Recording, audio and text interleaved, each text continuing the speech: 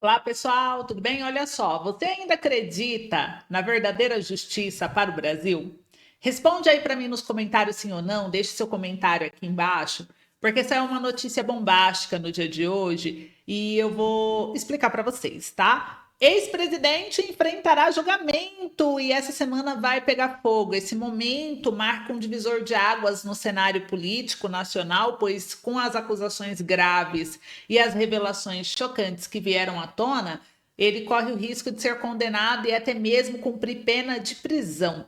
Também falaremos aqui da sociedade que aguarda ansiosamente pelo que pode ser um dos julgamentos mais impactantes da história recente, com o potencial para influenciar o futuro do político, gente. Como esse cenário já não fosse agitado bastante o suficiente, Jair Bolsonaro fez uma declaração que retirou todas as surpresas e gerou uma nova onda de reações.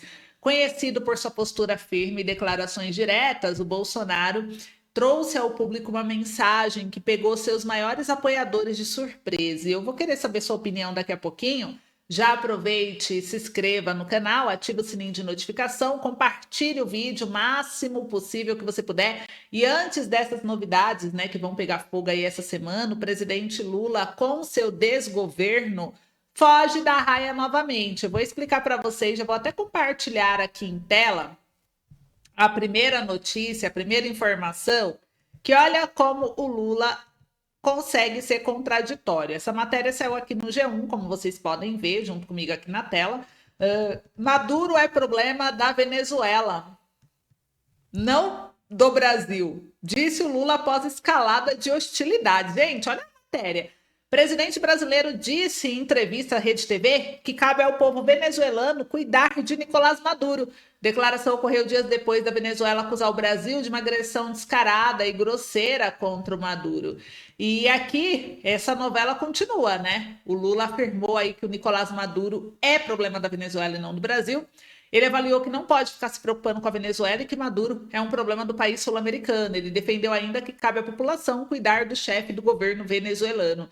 E as declarações registradas em uma entrevista à Rede TV, foi veiculada no domingo do dia 10, quebra um jejum de falas do petista sobre o tema. Lula vinha evitando falar sobre a relação com o país vizinho desde o início de uma ofensiva de Nicolás Maduro e de órgãos controlados por ele contra o governo brasileiro. Abre aspas, eu aprendi que a gente tem que ter muito cuidado quando a gente vai tratar de outros países e de outros presidentes. Eu acho que Maduro é um problema da Venezuela, não é um problema do Brasil, fecha aspas, disse o petista. E na entrevista, o presidente respondeu a um questionamento do senador Jorge Cajuru. O parlamentar havia perguntado se estava na hora de Lula começar a ignorar Maduro, abre aspas. Eu quero que a Venezuela viva bem, que eles cuidem do povo com dignidade. Eu vou cuidar do Brasil, o Maduro cuida dele, o povo venezuelano cuida do Maduro. E eu cuido do Brasil. E vamos seguir em frente, porque também não posso ficar me preocupando. Ora, brigar com a Nicarágua, ora brigar com a Venezuela, ora brigar com não sei quem. Tenho que tentar brigar para fazer esse país dar certo, fecha aspas, declarou Lula. E ao falar sobre a relação com o país comandado por Nicolás Maduro, o petista relembrou como o Brasil acompanhou as eleições da Venezuela, questionadas por diversos países e organismos internacionais. O processo eleitoral, considerado por instituições globais como controverso e viciado, terminou com a proclamação da vitória de Maduro. E à época, em meio aos questionamentos de opositores sobre os resultados, o governo brasileiro, em conjunto com a Colômbia e o México, cobrou a divulgação de atas eleitorais, uma espécie de boletim das urnas, e também defendeu que a soberania popular fosse respeitada como uma apuração imparcial dos votos. Sem a certeza da lisura do processo, Lula e o governo brasileiro não reconheceram a vitória de Maduro. A postura deu início a um agravamento na relação entre os dois presidentes, considerados aliados históricos. Então, abre aspas, o que nós fizemos lá foi a gente acompanhar o processo eleitoral. E no dia que terminou as eleições, o meu ministro, que era meu enviado lá, o Celso Amorim, perguntou para o Maduro se ele poderia mostrar as atas de votação. Perguntou para ele, perguntou para o candidato da oposição. Os dois disseram que iriam mostrar, a verdade é que os dois não mostraram. Fecha aspas, relembrou Lula. Abre aspas novamente. Nós fizemos uma nota junto com a Colômbia dizendo que nossa inquietação de você não ter uma prova do resultado eleitoral. Ele, Maduro, deveria ter mandado a nota para o Conselho Nacional Eleitoral, que foi criado por ele próprio, que tinha 2 membros da oposição e 3 do governo. Ele não mostrou, foi direto para a Suprema Corte. Eu não tenho o direito de ficar questionando a Suprema Corte de outro país, porque eu não quero que nenhum outro país questione a minha Suprema Corte. Fecha aspas, prosseguiu. Então, assim, é interessante observar a postura do Lula em relação ao Maduro, sendo que com outros países ele não foi tão generoso ou tão neutro, vamos dizer assim, né? O Lula vive atacando o presidente da Ucrânia, Israel, mas quando se trata de Maduro, vocês percebem que ele diz que não é um problema dele.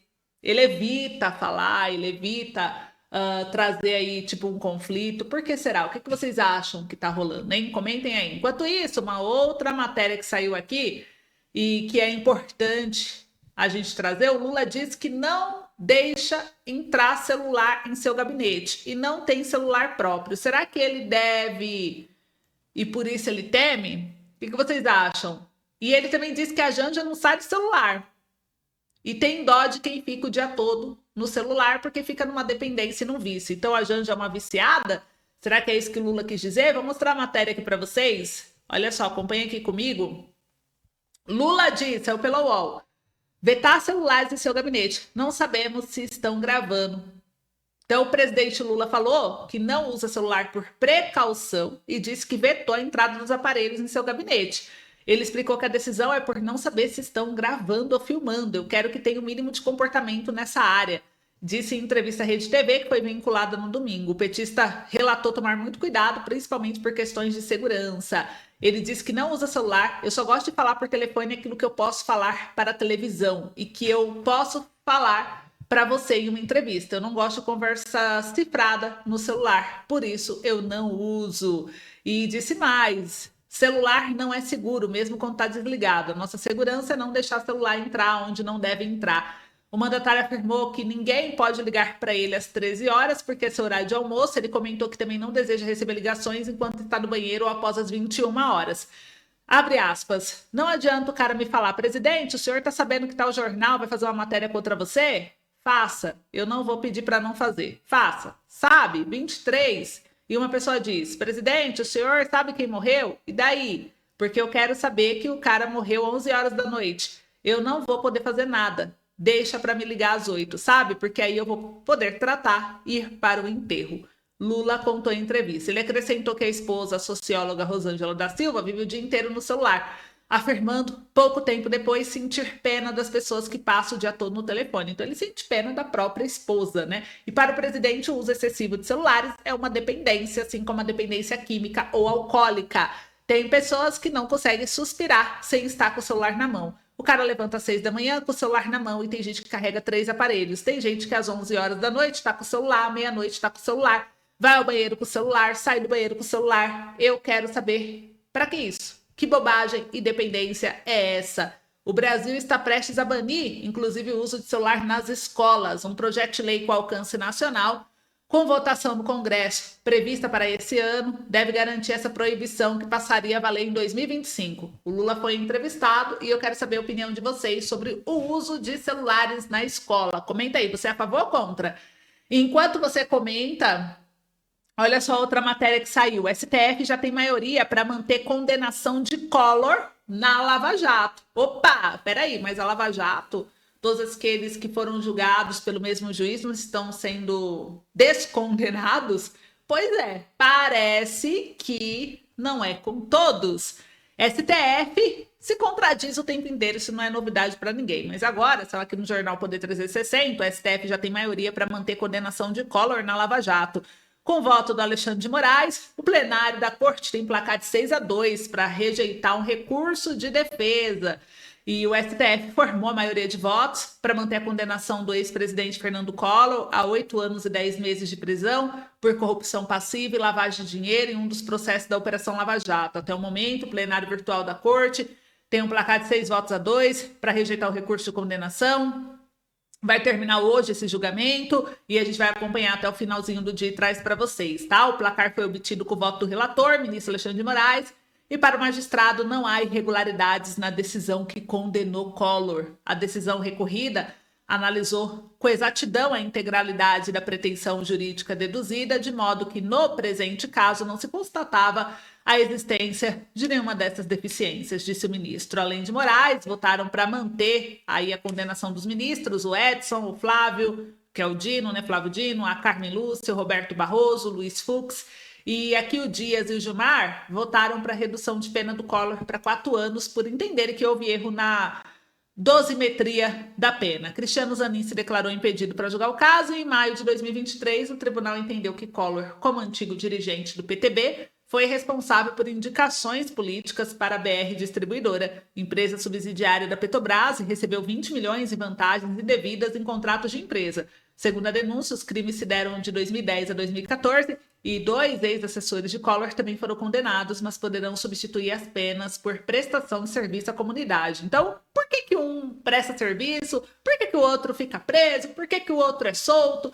Que festa do caqui é essa? Contem aí para mim o que vocês estão achando dessas condenações e descondenações que tratam do mesmo assunto, mas quando é amigo de Lula, é descondenado, quando não é tão amigo assim, pode continuar preso, sendo que teve um problema aí técnico, né, que fez várias descondenações, vamos dizer assim. O que vocês acham? Comentem aí para mim que eu quero saber. Enquanto isso, eu vou trazer mais uma informação aqui agora.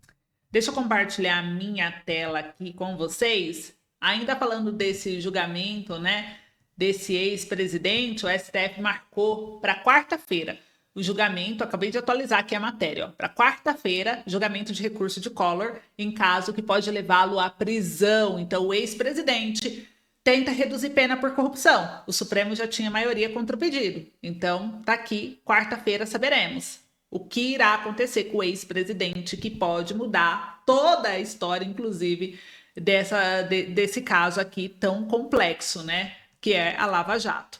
Então, gente, tá aqui, ó, saiu na Folha de São Paulo. Então, eu vou acompanhar e eu trago para vocês. E para encerrar o boletim de hoje, vamos encerrar com uma reviravolta. E essa reviravolta veio por parte de nada mais, nada menos do que Bolsonaro. Saiu aqui no Globo, gente, olha a matéria. Bolsonaro elogia ex-ministro de Lula e Dilma e diz que sonha em tê-lo em eventual primeiro escalão. Gente, em uma entrevista ao canal Auriverde Brasil, o ex-presidente fez afagos não nominais a Aldo Rebelo, olha só, do MDB. Então, o ex-ministro dos governos Lula e Dilma, o CEF, Aldo, recebeu elogios do ex-presidente Jair Bolsonaro na última quarta-feira. Em entrevista ao canal Auriverde Brasil, o ex-mandatário chamou Rebelo de cara fantástico e disse que gostaria de tê-lo como ministro em um eventual segundo mandato. Essa informação foi primeiramente divulgada pelo portal Metrópolis. Na ocasião, Bolsonaro defendia uma renovação política e afirmava que há quadros relevantes em outros partidos para além do PL. Nesse momento se referiu a Rebelo, que esteve no PCdoB entre 85 e 2017. Abre aspas. Tem gente boa em outros partidos. É difícil achar dentro do PT, do PCdoB, do PSOL. Acho que quem tinha já saiu fora. Tem um deputado que não vou falar o nome dele, que foi do PCdoB, foi relator do Código Florestal em 2012 e saiu do PCdoB. Não vamos atirar nele por conta disso. Ele é um cara fantástico em todos os aspectos. Ele viajou agora para a Amazônia e deu um recado para o Brasil, iniciou o ex-presidente.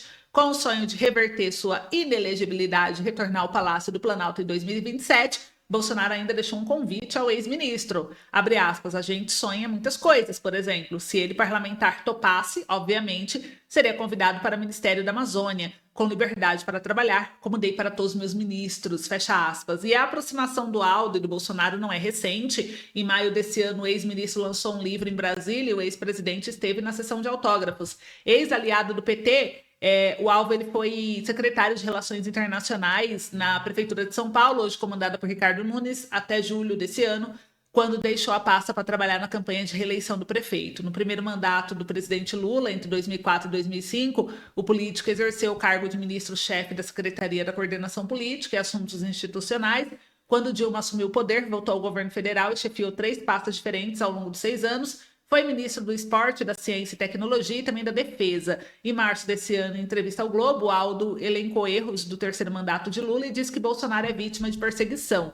Abre aspas, não tenho dúvida nenhuma que Bolsonaro sofre perseguição. São os mesmos protagonistas. Trabalham para excluir o presidente Lula da política e agora tratam para excluir o Bolsonaro, afirmou. Então, foi interessante, né, o Bolsonaro, ele trouxe essa fala, ele trouxe essa entrevista, na entrevista, né, essa visão, que é uma visão interessante, quando se percebe que não tem problema com exatamente o partido, não é, o problema não é exatamente ser de esquerda, ser de direita, ser de centro, mas quem são as pessoas e o que as pessoas defendem, né, dentro da luta, dentro da causa. E foi interessante o Bolsonaro trazer essa visão, muita gente questionou e criticou, outros elogiaram, e eu quero saber a sua opinião. Comenta aí para mim, esse foi o nosso vídeo de hoje, espero que tenham gostado. Um beijo e até o próximo boletim.